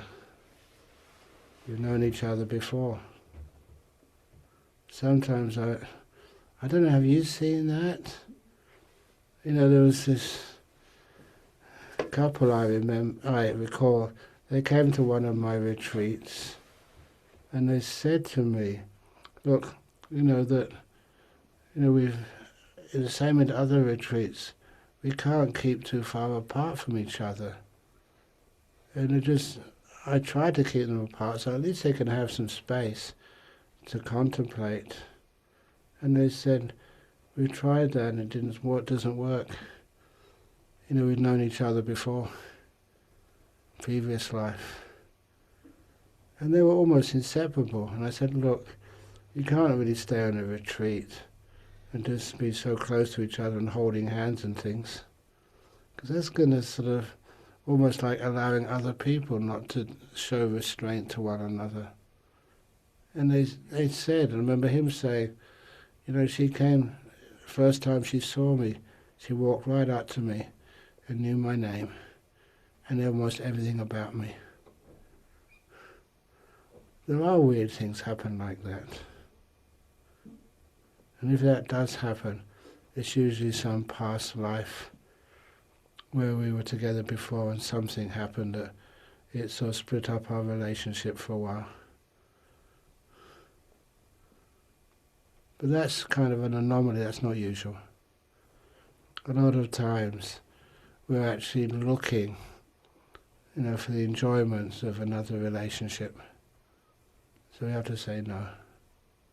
If you've already got a partner, please keep faith with them.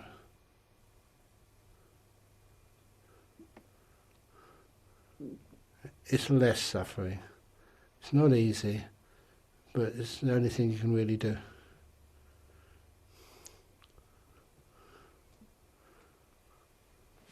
Does that make any sense to you? Yes. Sometimes the other person they know things about you. There's no other way they could actually know that. It's kind of weird.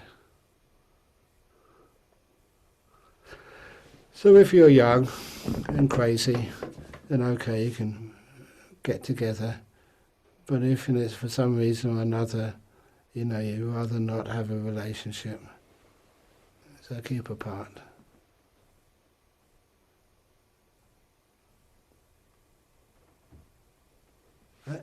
Okay, next question.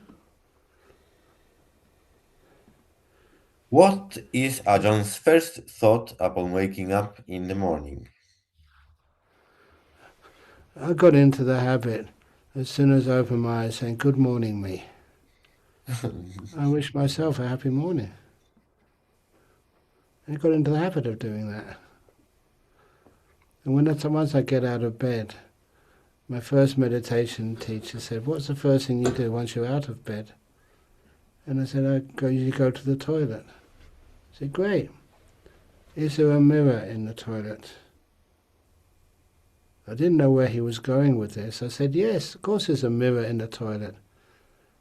And then he told me, either just after you've been to the toilet, relieved yourself, or before, if you can, please look at your own face in the mirror. And say, get your 2 fingers. Can you do this, the ones on the screen here? That's right, the side of the mouth, and push it up. Smile at yourself in the morning. And honestly, I was still a student at the time he taught me this. And I did it even after I finished being a student for 3 years. Every morning I would practice that. Smiling at my face, at myself in the mirror. Every morning for 3 years. So it didn't really matter what happened the day before.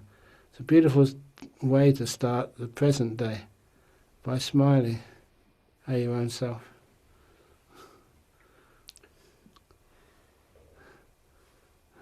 I don't know why professional counsellors can't teach that.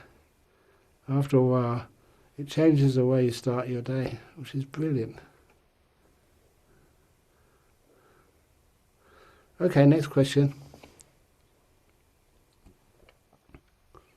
The question, knowing that thoughts and emotions arise and pass away, how can we deal with those that arise suddenly and are very strong? What can we do in the very moment they appear? And there is some question about what with the emotions when the mind is overwhelmed by fear or terror, with this extreme panic. Well, is there a reason for that panic? Is there somebody jumping up at you right now? Or is it just an emotional over-response to what you're experiencing? I'm asking questions of the questioner to get some more detail.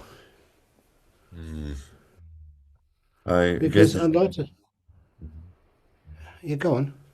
I guess this question is just about particular events happening in life when someone is experiencing extreme fear or panic, but there is no information whether there is or not a reason for that fear or terror. Okay. If it's an unreasonable fear or terror, it might be kind of frightening, but it's not sort of, most other people not be terrorized or so afraid at it. One of the nice things to do is being quiet, being peaceful, and not responding, learning how to restrain that mind which wants to respond overly, because usually that gets you into more trouble. Quite a few times in my life as a Buddhist monk, people have tried to frighten me. On one occasion, years ago here in Perth, when we were having a big ceremony, when we started our city centre, we'd invited the governor of Western Australia to come, and to my surprise he did come. And when we were getting everything prepared, I had to ring up the supplier of the party hire, the one who supplied the tents, the chairs, and all the stuff to keep our invited guests happy and peaceful. And I was so upset that the chairs, there was not, for the chairs for the VIPs, there was not two chairs, not even one chair, which had legs of the same length. They'd given us rubbish. And so I called up the boss of the party hire firm and told her, what was real, what happened. We can't make use of those chairs. And she said, there must be some mistake. I'll get them changed as soon as possible. And what had happened was that obviously they'd never respected us. And so the workers, she went to where they go after they finish work on Friday. Those workers, they went to the pub. They'd already started their weekend drinking. And they were called by their boss, please go back, the Buddhists want their chairs changed. And they were not happy. And so I was correct in asking them to come back and change all the chairs. But when the truck approached our temple in town, even before the truck stopped, the lorry stopped, one of those workers jumped out of the truck and came running towards us saying, who's the bloke in charge? I want the bloke in charge, with his fist up. I have to be honest. I went out to him and said, I am the bloke in charge. He'd just been pulled back to work, by the boss, because the Buddhists asked for the chairs to be changed. And he had been drinking. He was not happy. He put his fist in front of my nose, about this far, honestly. And he could smell the alcohol on his breath. Ever since I was a monk, that's the most alcohol I breathed in my whole life as a monk. He was not happy. He was about to punch me. How did I respond? Just like I'm responding to you, peacefully, quiet. I never replied. I never showed any fear because I didn't have any fear. I just looked at him. I never smiled.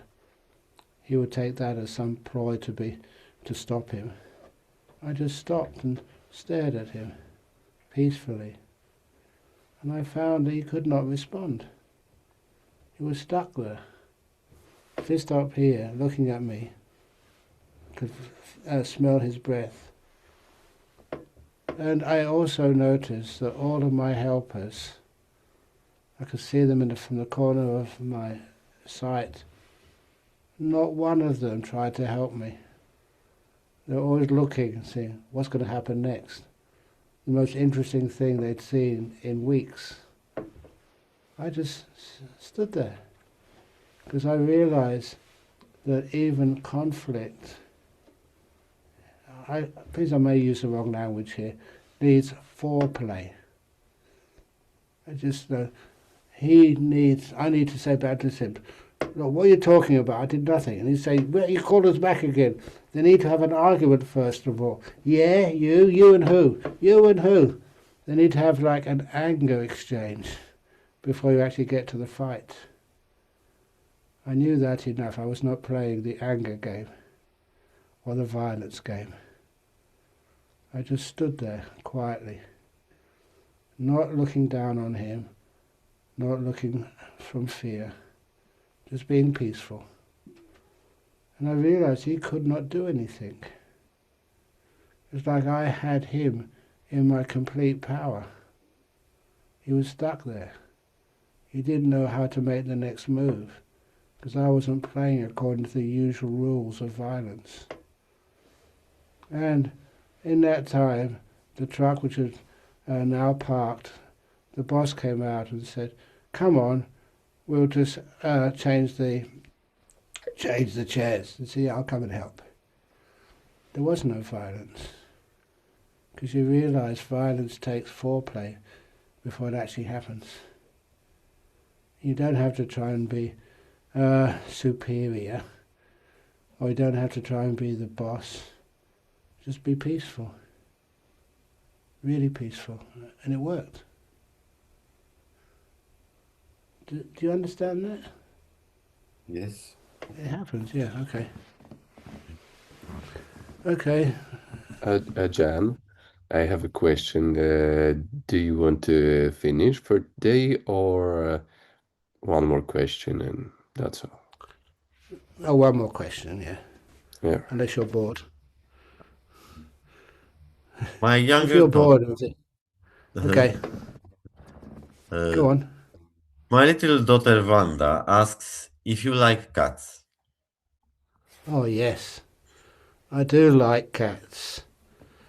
I used to have a cat whose name is not a very original sounding name, Kit Kat. And the Kit Kat, she was born here. She was feral. We didn't buy it or invite it in. It was actually born in a hollow log.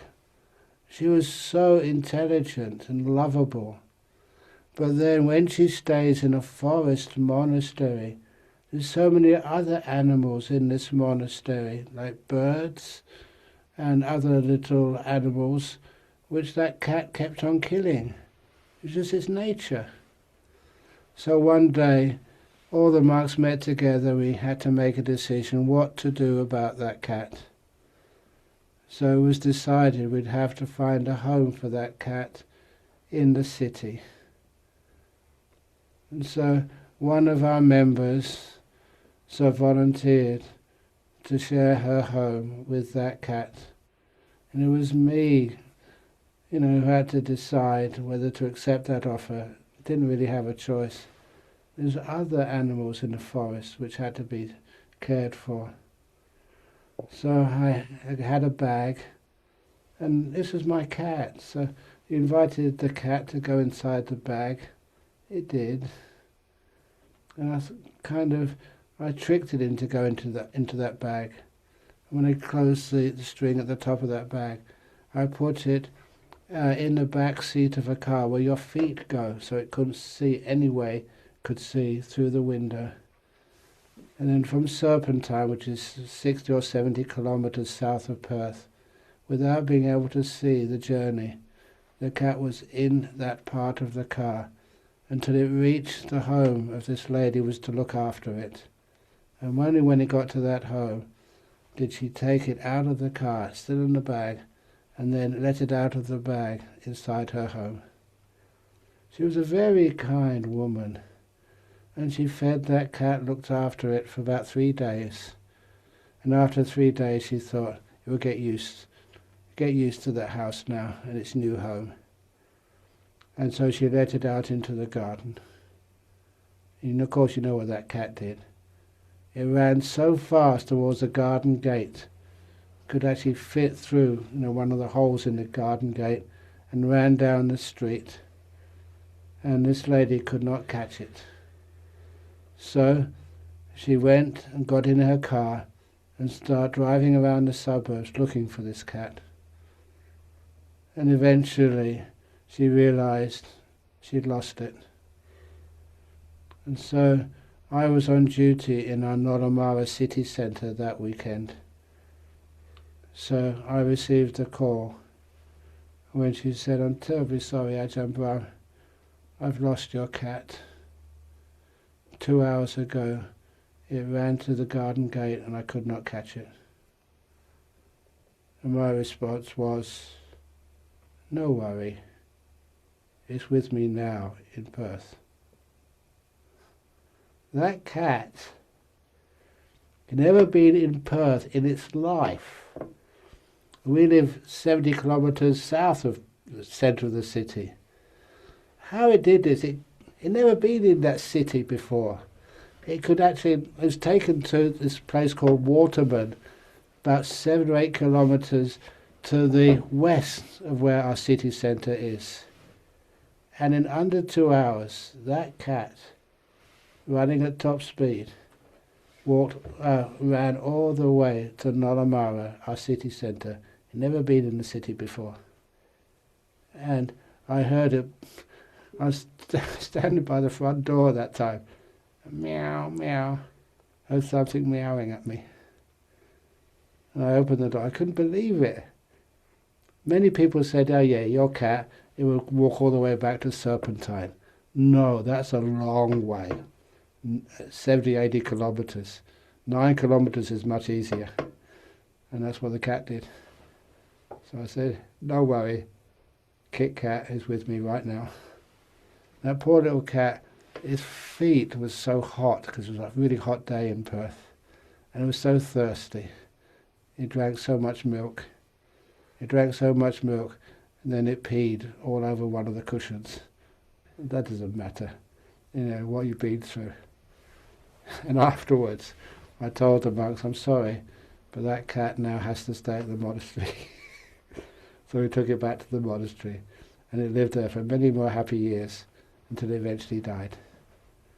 And because of its story, everyone says if you love a cat, it's a special cat, but that really was. And so we buried it, when it died, under the Bodhi tree. That's where its body or its remains are. You got one over there, Agatha.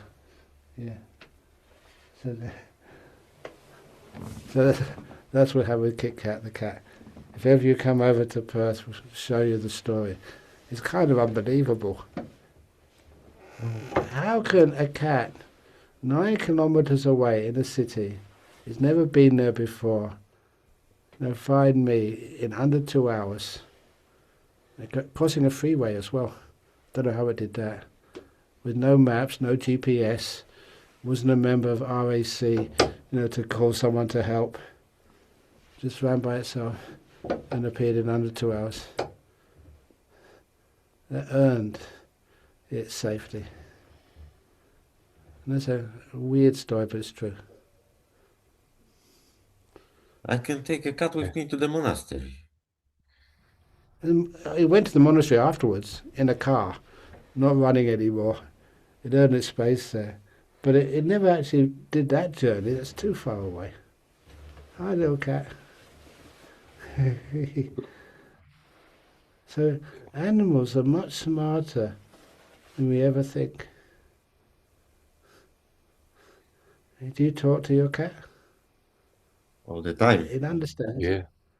It certainly understands. I read Dhamma to Yeah. him. Excellent. A lot of times, other people say this, even you give a talk, and the cat sits there and listens.